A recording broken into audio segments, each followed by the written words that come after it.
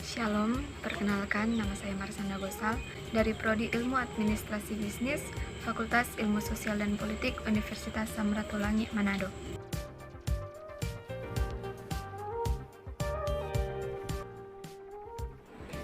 Terdapat 5 struktur pada teks ulasan, yaitu identitas, orientasi, tafsiran isi, evaluasi, dan rangkuman. Yang pertama adalah identitas. Judul buku yang saya ambil di sini adalah Pengantar Kewirausahaan yang ditulis oleh Rusidi Ananda MPD dan Dr. Tian Rafida M.Hum. Penerbitnya adalah Perdana Publishing. Buku ini diterbitkan pada tahun 2016. Hak cipta dilindungi undang-undang. Jumlah halaman pada buku ini adalah 262 halaman. Bahasa yang digunakan adalah bahasa Indonesia dan warna sampul buku adalah warna biru. Selanjutnya, orientasi. Buku ini ditulis oleh Rusidi Ananda yang merupakan anak pertama dari 6 bersaudara. Beliau meraih gelar Magister Pendidikan dari Universitas Negeri Medan dengan konsentrasi studi Teknologi Pendidikan pada tahun 2006. Dan saat buku ini dibuat, ia menyelesaikan studi S3 Universitas Negeri Jakarta. Tian Rafida merupakan anak kedua dari 2 bersaudara.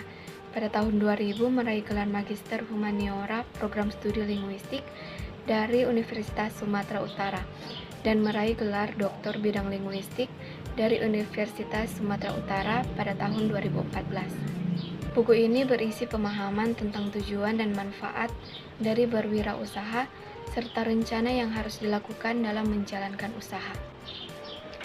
Selanjutnya, tafsiran isi. Buku ini memaparkan pengertian, pendekatan, tujuan, peluang serta solusi dalam berwirausaha.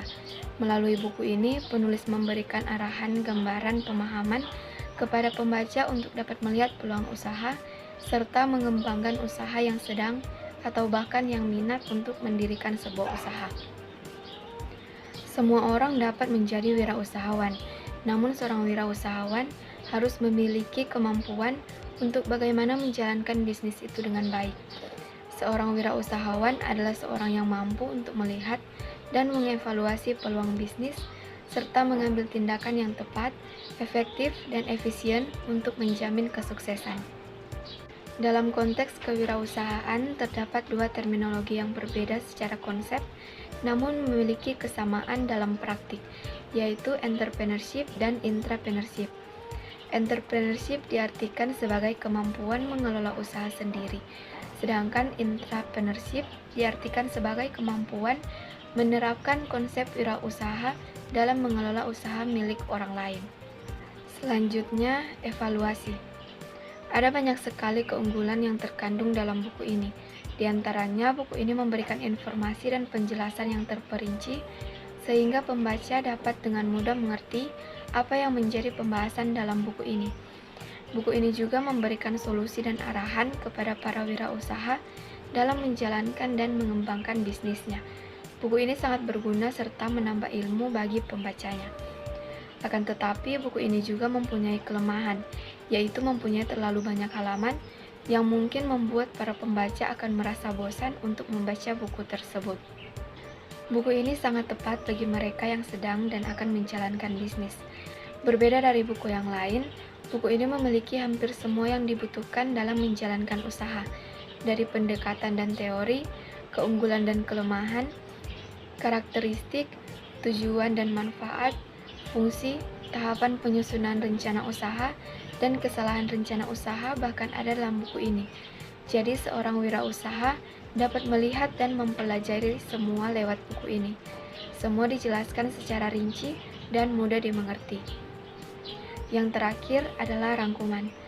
Buku ini menjelaskan banyak hal yang harus dipahami oleh wirausaha dalam mengelola dan meningkatkan bisnis. Salah satu contohnya adalah tahapan penyusunan rencana serta kesalahan dalam menyusun rencana. Bagi seorang wirausaha, sangat penting untuk dapat menciptakan hal-hal baru dan segar, serta memanfaatkan dan melihat peluang usaha yang akan dijalankan, apakah memiliki peluang untuk sukses atau tidak. Demikian penjelasan dari saya. Mohon maaf apabila terdapat kesalahan dalam penulisan ataupun terdapat kesalahan dalam pengucapan. Terima kasih.